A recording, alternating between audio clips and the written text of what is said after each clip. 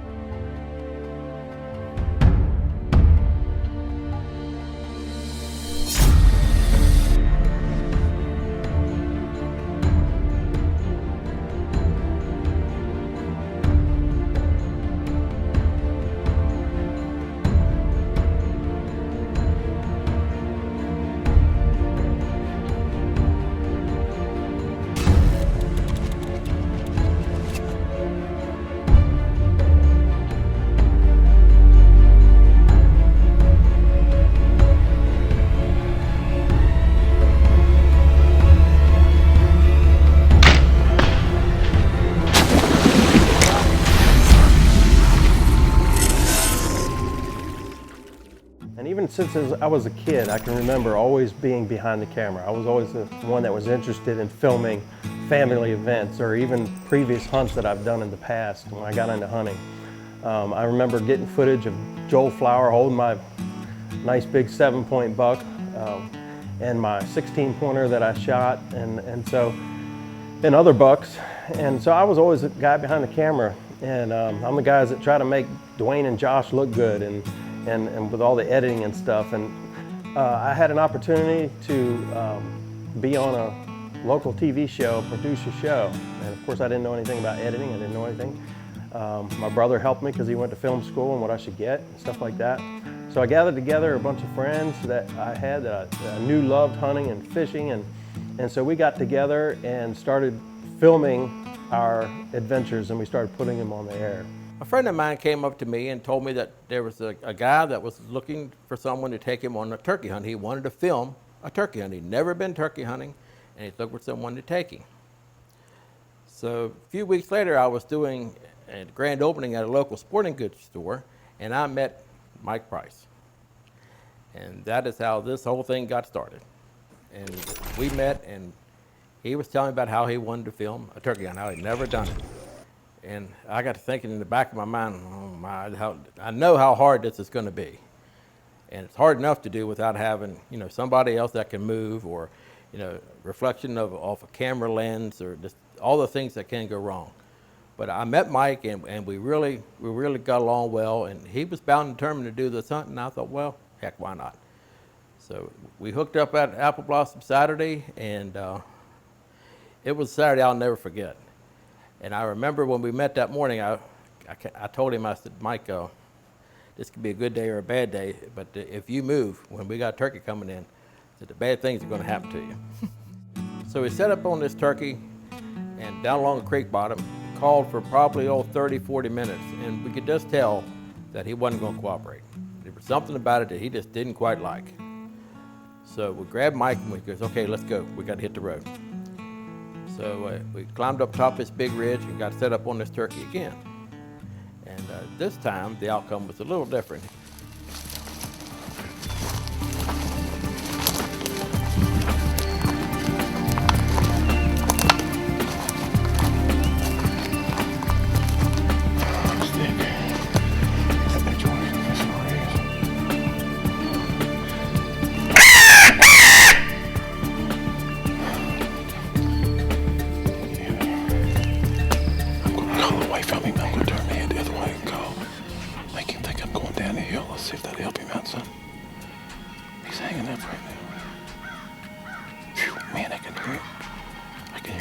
He's standing right up there. It's about, oh, there he is. Wait a minute, don't move. It's about 80 or 75. I just walked through an opening. But he's in his truck zone right now. We finally got him within 40, 50 yards. Then at one point, Jim turned his head and called away, thinking that the hen was going away, and that gobbler couldn't stand it. And he walked right into range. And it was a pretty nice turkey. I turned my head away from him and go down the hill. Just real still. A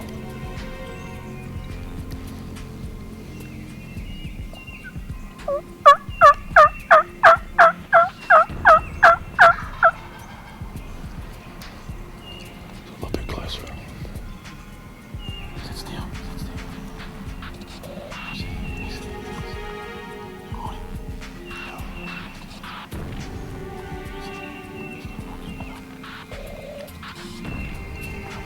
Mm-hmm. Come on in. You want him? Yeah, I want him all done now.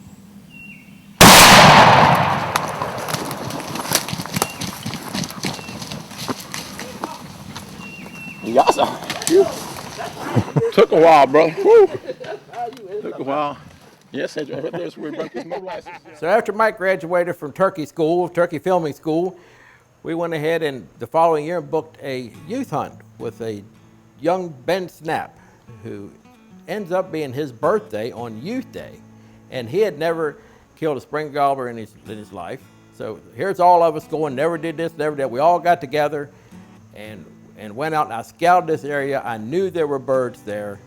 And I just had to get Mike comfortable and get Ben comfortable and set up and see if we could make something happen. You see him?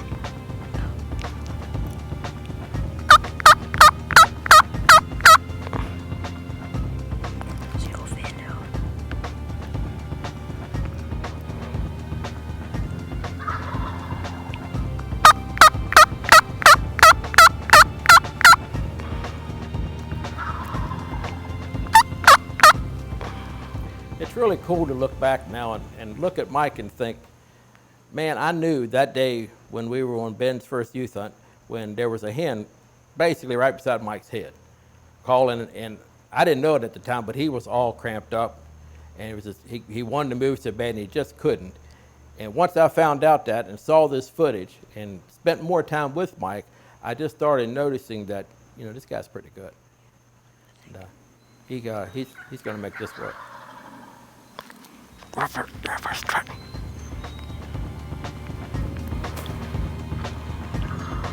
Okay, I see him now. See him now? Yeah, my gun's not on it. Okay.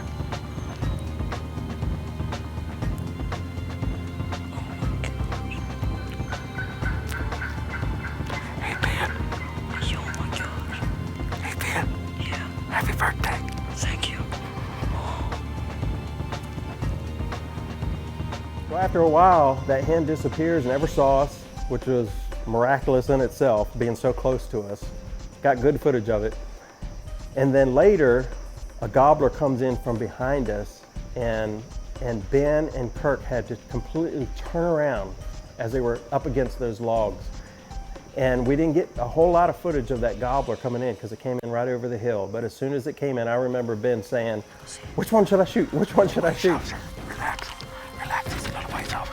I see him.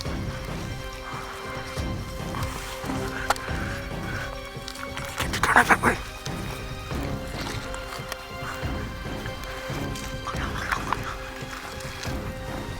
Hey, you're on box. Okay.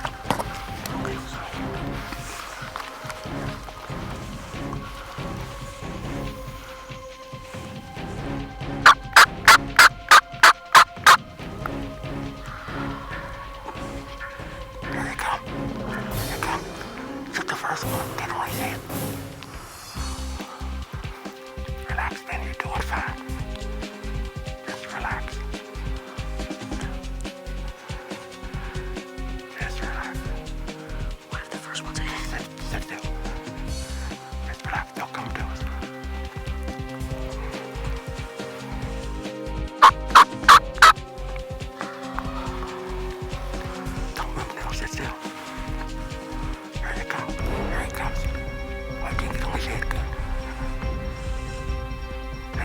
my beard.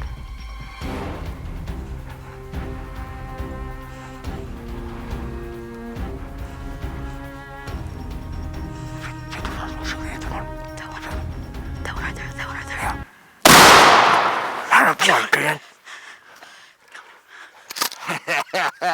Come on, buddy. I got it. Go get him.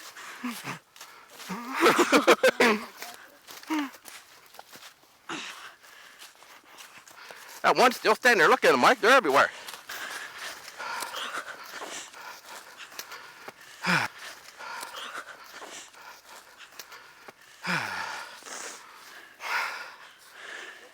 They're still here. Easy, Ben. I'll get him. All right.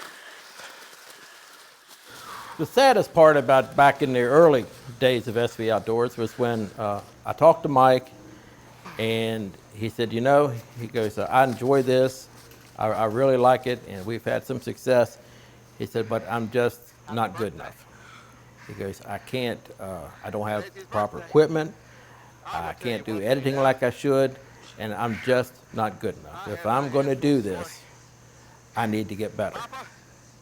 And he told me he was leaving to go off to school, and it was a sad day. And I told him, I said, you're really good at what you do, and if this is what it's going to take, you know, go for it. But I'm going to miss you and get better and get back so we can get back to doing this because it's a lot of fun.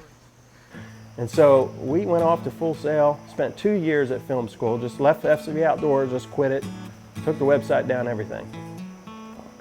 And I spent two years learning how to edit, learning how to use professional equipment, post-production equipment, and it was the best time of my life. I mean, I had so much fun there learning stuff.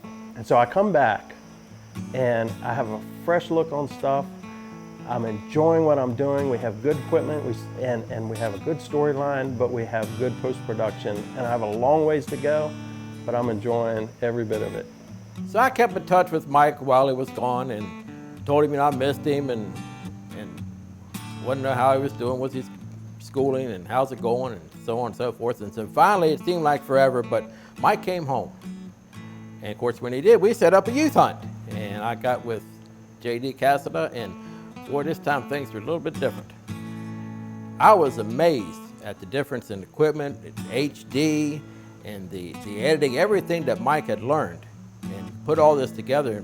I was just amazed at the clarity and how everything just came together, and how he just seemed like he was more focused and had a lot more confidence in what he was doing than before. But his pure ability had never changed. But it's just like he had a bigger confidence because he knew now he had the proper tools and the know-how to really put together a good show. And if you watch this show, you'll see where there's a big difference between back in the early days and now.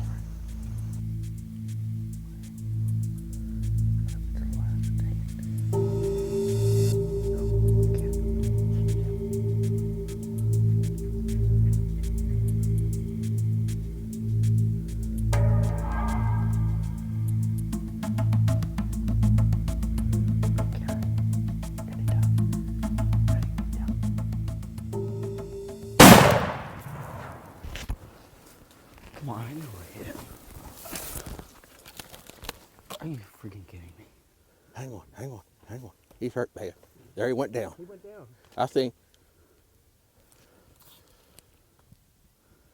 I know it. I was right at the pace of it. You hit him good.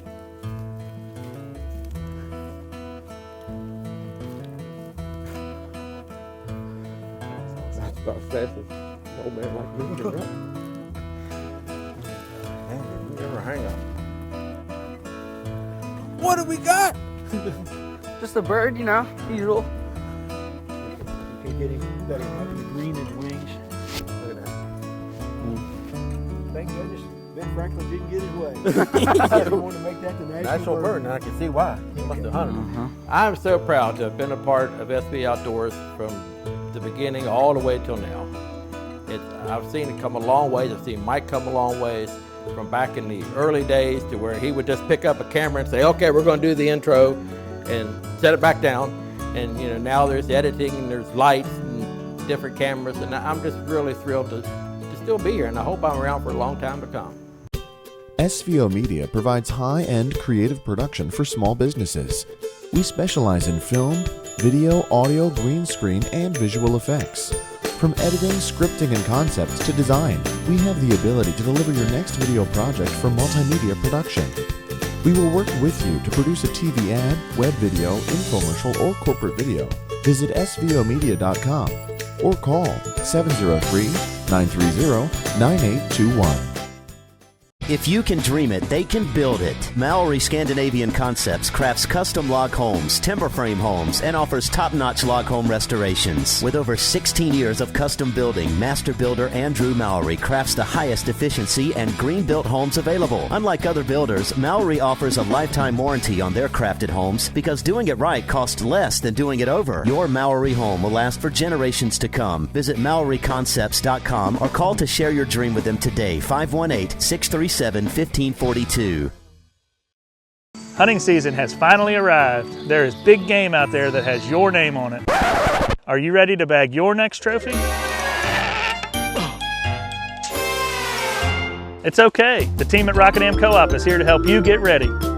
We have all the gear you need to make sure you are ready to have a successful hunting season, and sizes for the entire family. Before you head to the woods, come see us at Rockingham Co-op, the Valley's premier hunting store.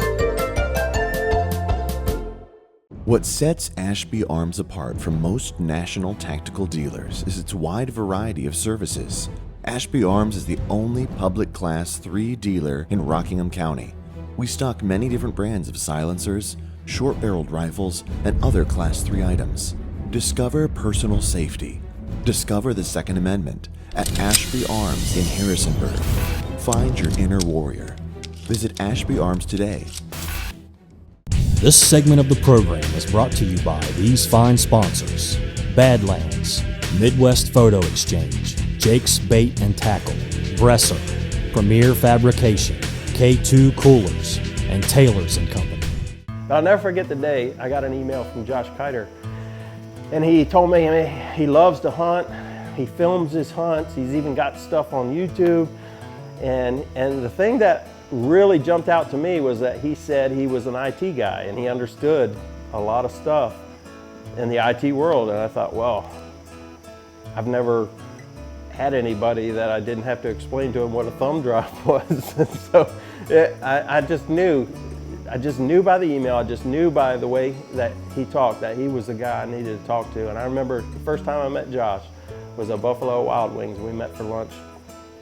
And from that day forward, I've never regretted having Josh Kiter. And then I met Dwayne Germer. He also heard that I was a producer in the area and he was looking to do his own TV show and stuff. And so here's another guy that understands and has experience hunting with cameras and things like that. So this is something I've really never had before. And I don't mind teaching people. I don't mind, training people up.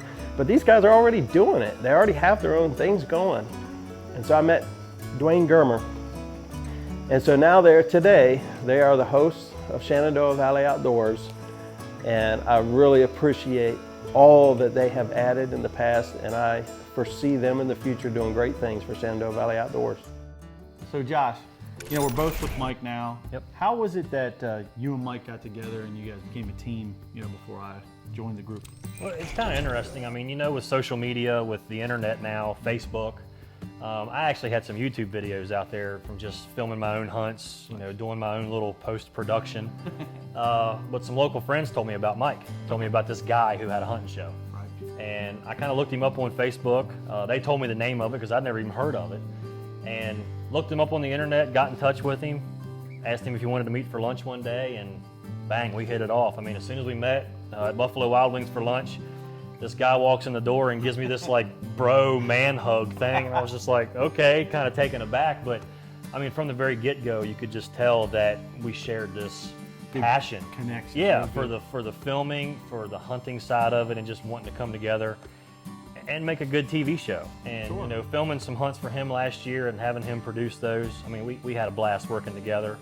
But then we brought you on board, and this thing is kind of, I would say, exploded for me. I mean, here we got lights and more cameras on us than we know. We built our own film set this year, but I mean, your story was just as interesting. I mean, you met Mike kind of differently than I did. I was doing my own thing, tagging out TV, and one of my staff members went to one of our local stores and handed me a business card. I called him, and we met at a big buck contest or something like that. We sat down, kind of like you. We kind of just instantly hit it off.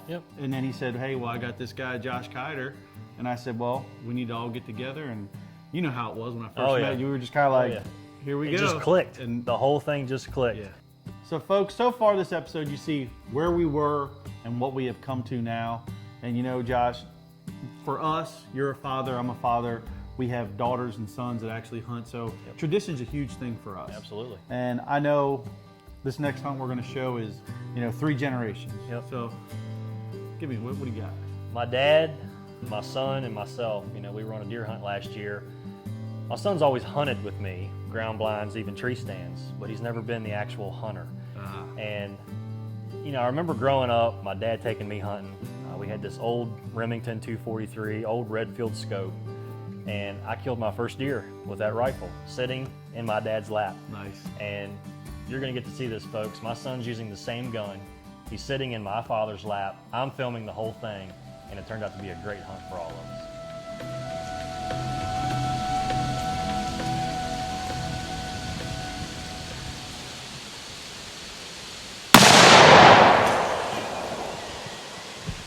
Dude, what did you just do, boy? What did you just do, boy?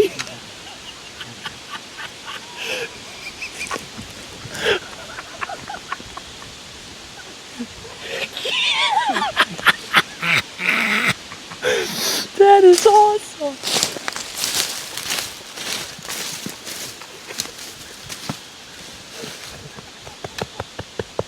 Good job, man. That is sweet.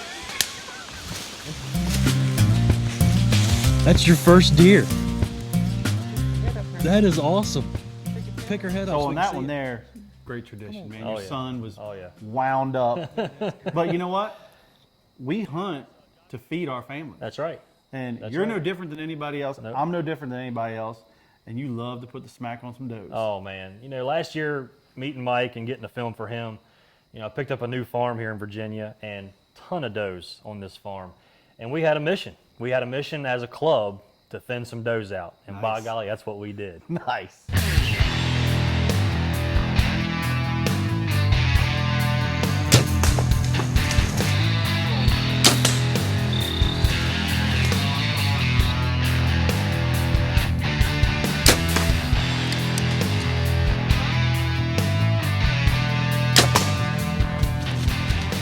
So we just saw that you definitely know how to put some meat in the freezer. Absolutely. And you finished what you wanted to do on your farm, QDMA. Yep. Knocking does down, Knock filling them the down. freezer. Yep.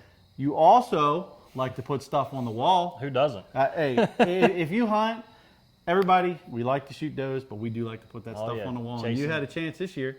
I did. The farm was set up pretty well with some decent bucks. We had a lot of bucks on trail camera. And old deer wasn't the best racked buck on the farm, Right. but certainly one I was proud to shoot. Oh. And man, he came in one evening. It was actually the week before we left to go to Illinois. And this buck walks out 22 yards. Perfect shooting window. Got him all on film. It was so great. And I mean, folks, you're gonna see what happens right here.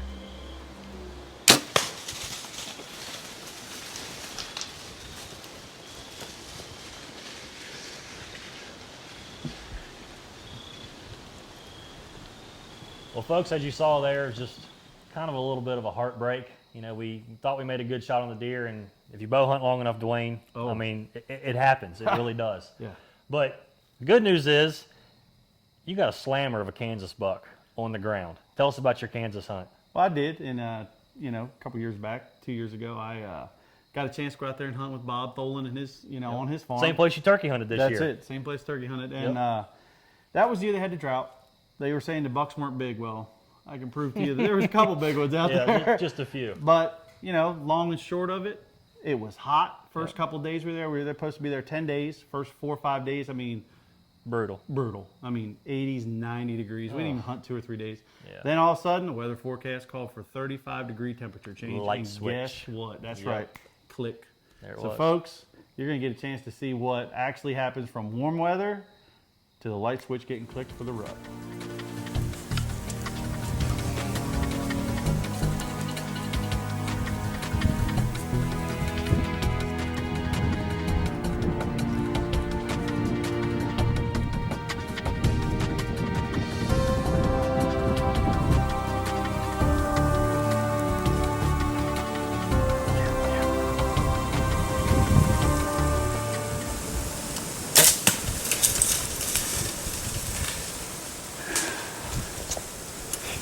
Just hit that limb right there.